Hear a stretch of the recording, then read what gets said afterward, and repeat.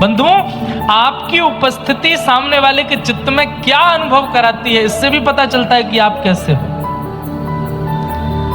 आप कहीं जाते हैं तो लोगों के चित्त में आता है बड़ा पैसा वाला है, बहुत पैसा है इसके पास। आपकी उपस्थिति किसी के चित्त में क्रोध को उत्पन्न करे, ये तो ऐसा है, इसने हमारा बंटाधार कर दिया, पूरी कॉलोनी के लोग इससे परेशान हैं, क्रोध प्रकट करना है। किसी के चित्त में आपकी उपस्थिति किसी के चित्त में काम को प्रकट कर रही है, क्रोध को प्रकट कर रही है, लोभ को प्रकट कर रही है, तो इसलिए आप संसारी हो। लेकिन आपकी उपस्थिति होते ही सामने वाले का चित्त निर्मल हो जाता है, नेत्र सजल हो जाते हैं और ठाकुर जी का पावन स्मरण उसके चित्त में होने लग जाए, तब समझो कि आपकी भक्ति अब हो रही है। हरिदास ठाकुर के जीवन की एक बात और, वे जब रात्रि का समय होता था तो भुजा उठा करके और ऊंचे स्वर में नाम गुणगान करते थे ठाकुर जी का। किसी ने आकर के टोका, बोले कि सोते नहीं हो, हमको भी नहीं सोने दे, इतना तेज तेज क्यों बोलते हो, मन में कर लो।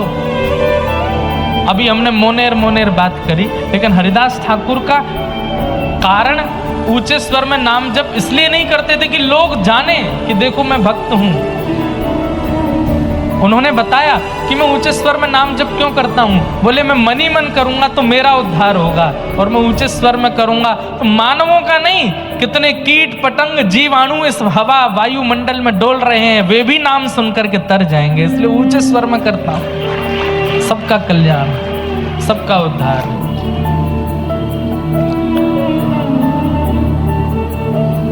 सामान्य नहीं है, नाम निष्ठ हो जाइए।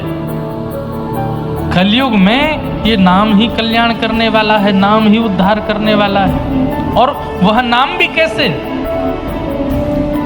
जैसे बहुत प्यासा व्यक्ति जब पानी पीता है तो प्रत्येक घूंट अगली घूंट की और इच्छा प्रकट करती है कि वो भी मेरे अंदर आवे ताकि मेरी प्यास बुझे।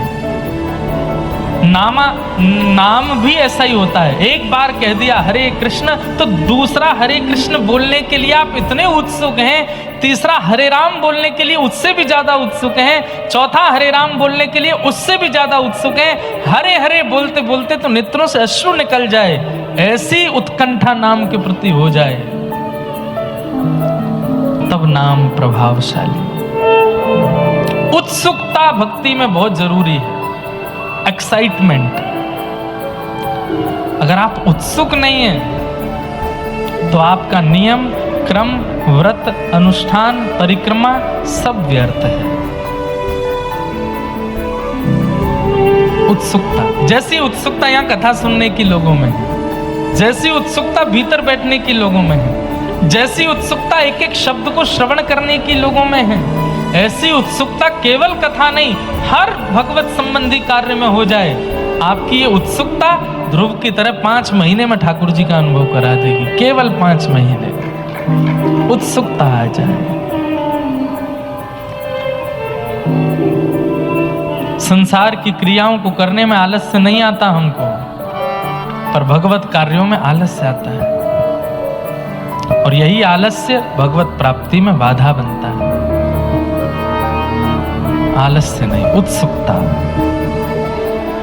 तो मैं निवेदन कर रहा था कि भक्त कभी रिवेंज नहीं लेता, भक्त कभी बदला नहीं लेता, भक्त क्षमा करता है। उसकी तरफ से बदला ठाकुर जी ले लेते हैं, और जब ठाकुर जी बदला लेते हैं तो फिर अच्छा वाला ही लेते हैं। आपके साथ किसी ने कुछ गलत किया, आपने अगर उससे बदला लिया तो आप ज्यादा से 2-4 थप्पड़ मारोगे, लेकिन आपने पुलिस के हवाले कर दिया कि भाई इसने मेरे साथ ऐसा किया, अब आप देखो, पुलिस तो उसमें डंडे बरसाएगी फिर।